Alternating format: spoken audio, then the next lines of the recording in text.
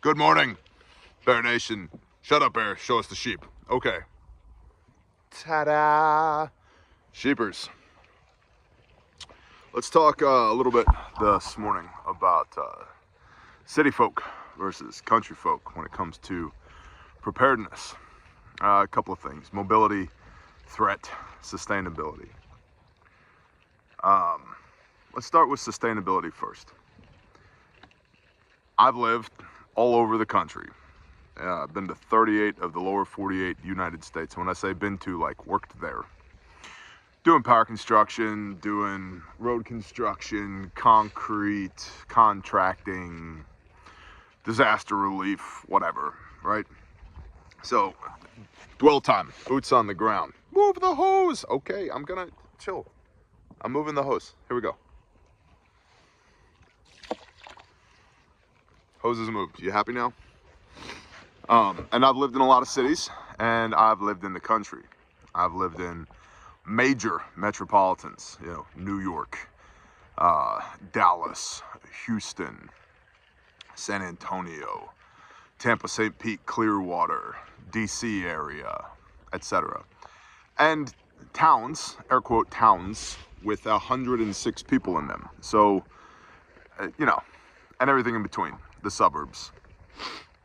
The issue that I have with the cities and the suburbs, other than the overcrowding and the liberal politics and the poor attitudes, generally speaking, of the people who live there, and the indoctrination of our young ones, minor things, is that ultimately high population density areas consume resources. They do not produce resources. They consume resources. They do not produce resources. Very, very, very few people in the suburbs, let alone the city, are growing their own food. Some people who are there are doing a damn fine job of it, but the vast majority of people are not, which gets into a population density equation issue.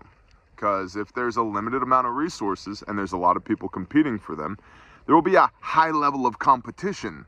And that high level of competition could go dynamic. Pew, pew, bang, bang, ouch, ouch. You know, like that. Yeah. There's a higher likelihood of that in high population density areas because they consume resources, don't produce resources.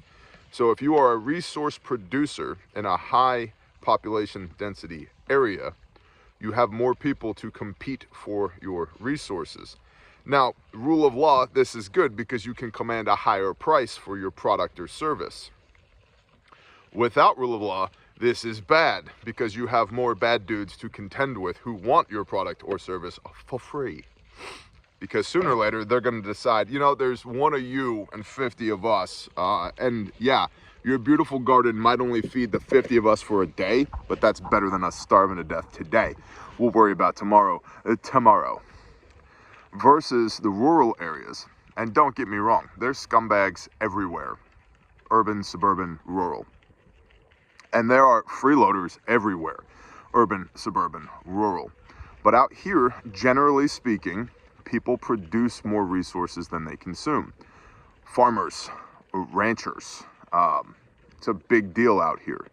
Whether this is, you know, corporate monocropping or chicken houses, which, you know, I'm not a fan of the Cornish crossbreed of chickens. But if you got 1 million of them on property and the world ends, yeah, how long can you keep them fed before they all die when the feed trucks don't show up? Not that long. But in the meanwhile, you can bet your sweet tookus we're going to be pressure canning chicken, right? Butchering, freezing, roasting, drying, pressure canning, all the things. Freeze drying as much chicken as we can, right? Same thing with these meatheads, right? The cool thing about these is this is a sustainable system. When they eat this grass, I'll move them to that grass way back there. See where it's green back there? And then when they eat that, I'll move them over here, which is back in the process of greening up again. And while I'm moving them, they are making more of they. Move the hose. Okay, moving. Bear, I hate it when you do agricultural stuff during your videos. Be respectful of my time. No, asshole, you be respectful of my time. You're on my clock, not the other way around. Tracking? Okay. So, sustainable small-scale agriculture gives us, at least in the country, a bit of resiliency, right? So and it's not without its headaches and challenges. It's not a perfect system, right? But it is a system. It does require some external inputs, but that's why we stack those external inputs now, that if the balloon goes up, we have access to those stockpiled external inputs, right? So sustainability in the country is greater because there's a lower population density. There are fewer people competing for resources and more people producing resources. Which gets to threat, because a lot of people like to talk about, but what are you going to do when the zombie hordes walk out of the city and move to the country? Return fire? That's one option. Two, criminals tend to hunt on their home turf, right? They tend not to leave the cities. They tend to organize into gangs and cartels so that they can exert influence over the existing supply chain. That's a whole different video. But even if they do, like let's say they do, let's say the Crips decide to come walking out here into the woods to come steal sheep. Okay, well, they wrote a whole song about this, A Country Boy Can Survive. Even if, and the vast majority of people around me are not tactically trained, they're not former soldiers, sailors, airmen, Marines, but they are deer hunters. They are trappers, they are trackers, they do shoot hogs in the middle of the night with their thermals and their nods. They do know how to walk a fence line. They do have ways to stay in contact with their neighbors in official or unofficial groups that they've been developing for generations. So that gives a higher level of resiliency from external security threats there in the country than it does in the city. In the city and the suburbs, you're talking about small-scale organized crime, maybe even large-scale organized crime being the micro threat. And then in the macro, somebody asked me this recently in a question on a video. Yeah, Bear, but what about martial law? Okay. Well, it takes a company to secure a football field, right? By the book. You know, can a 12-man ODA do it? Yes. But it takes a company to secure a football field. If you add up every single person in the DOD, plus every single badged law enforcement officer in the entire country, all of them, and you were going to say secure just the overland high-tension power lines, what we call transmission lines, you would end up with a population density of 1.1 people per linear mile. 1.1 people per linear mile. Yeah. So if there's going to be martial law or, you know, curfews instilled or whatever, right? If there's going to be external control of the environment, which is going to limit freedom of mobility, that's going to happen in the built-up areas. People are easier to control when there's already limited access and egress. Out here, not much of a concern. Oh, they shut the county road down. Exhibit A, four-wheeler. Exhibit B, boots. It's less of a concern out here. It's much more difficult to do out here. And the juice isn't worth the squeeze out here. It's a little place on a map you might have heard of. There's been conflict there for millennia, but in modern day, since 1979, I believe it's called, what is it? Trashcanistan. Dudes in man dresses with rusty AKs resisted the empire of the United States of America. Did they take casualties? Yeah. Were they scumbags? Yeah. Are they still there and we're not? Yeah. Right? So, and look at like urban combat operations in places like Ramadi and Sadr City as comparison, right? there's something to be said for a low population density. Just saying. So the security threats out here in the country are a little bit different as well. There's still micro level, small scale crime, right? Dope fiends steal stuff. And I know a guy who shot 3 dudes who were trying to rustle his cattle. I also know how that investigation went. So they was trying to steal your cattle? Yes, sir. And so you shot them? Yes, sir. All right. You have a good day. Yes, sir. You too. The end. That's a fact that happened out here in Nowhere, Oklahoma. So things are a little bit different as well out here. You know, if the level of law enforcement currently, and I very much so enjoy the law enforcement officers in our area. Super simple. I know a law enforcement officer who, on duty with his carbine, would shoot coyotes from his cruiser out in farmers' fields so that they wouldn't take down calves. And in exchange, the farmers and ranchers would give him hay for his goats and his sheep. Yeah, things are just a little bit different out in the country, right?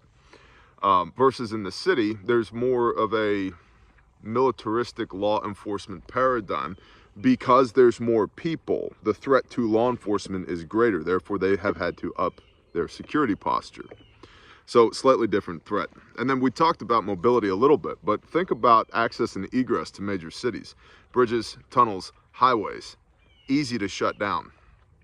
Out here, not so much. And this is not a prepper flex. This is not me saying I'm right and you're wrong. This is me, again, quantifying my actual experience throughout the last several decades of living and working all across the country, all across these great United States of America. Cities are just harder to move in. On an average day, they're harder to move in than out here. Anybody remember 9/11? My mom and one of my little sisters was in a vehicle sitting on the George Washington Bridge when the first plane hit. Yeah, their mobility was dead in the water for the remainder of the day. Out here, well, we're going to take the four-wheeler, the pickup truck, the horses, our feet, the other four-wheeler, the other pickup truck, the boat, the SUVs, the dump truck, the farm truck, or just walk off into yon woods. So it's harder to shut down mobility here. There are significantly more access and egress points, more routes that one can take out here. And there's fewer people to police those routes. So mobility is higher out here from when you're dealing with external threats. And so, you know, just 3 facets to look at as far as, you know, sustainability, security, and mobility for rural versus urban preparedness. There's a lot of people that are starting to read the writing on the wall and come out of here, my people, move from the built-up areas out into places like this. And this, make no mistake, simply getting a foothold out here doesn't instantly mean that you're immediately better off than you were in the city, but it provides the opportunity for you to be long-term better off, long-term more sustainable, long-term fewer threats, long-term better mobility, if you actually do your due diligence and do the things out here. And it doesn't mean we are not without our threats out here. Well, what happens when the global elites decide that your sheep are their sheep now and they come and take your sheep? Lots of things, potentially. Many courses of action. One, I go somewhere else where somebody else has sheep. And I'm like, hey, bro, can I work for you for a little bit and get some sheep? And they're like, yeah, sure, no problem. Sounds good. 2, we go out in a blaze of glory, and I'm out here fighting Klaus Schwab hand to hand, mano a mano in the sheep field, right? And I'm like, it's you and me, Klaus, let's do this thing. I've been looking to pop you in the nose for a long time. Or a dozen other scenarios, right? Is your sheriff going to let those people into your community, into your county in the first place? There's a consideration. So it doesn't mean we don't have our problems out here. We do. Just there's problems everywhere because there's people everywhere, and people are the best thing and the worst thing about life.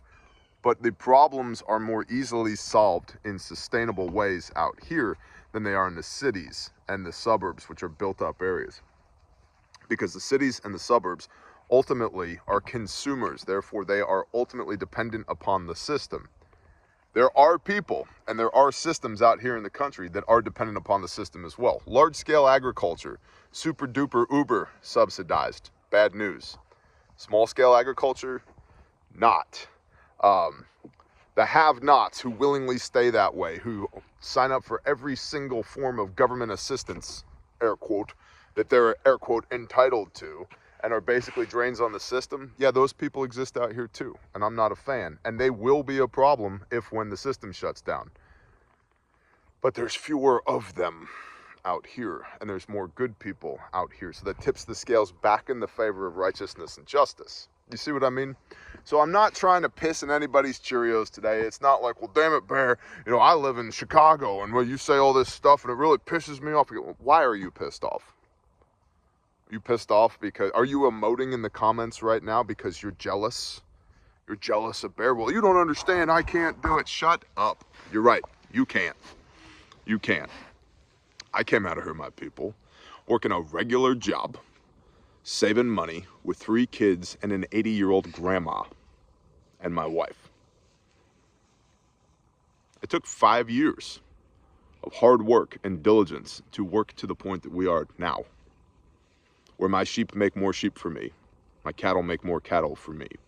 Water just comes up out of the ground for us. Praise the Most High. The grass grows, right?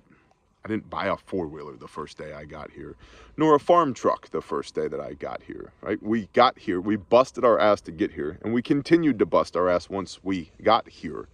And now, through blood, sweat, and tears and the grace of the Most High, we're at the point where I might be able to flex just a little bit on camera. Not because I want to piss you off or ruin your day, but because I want to show you that normal people can and do this all the time.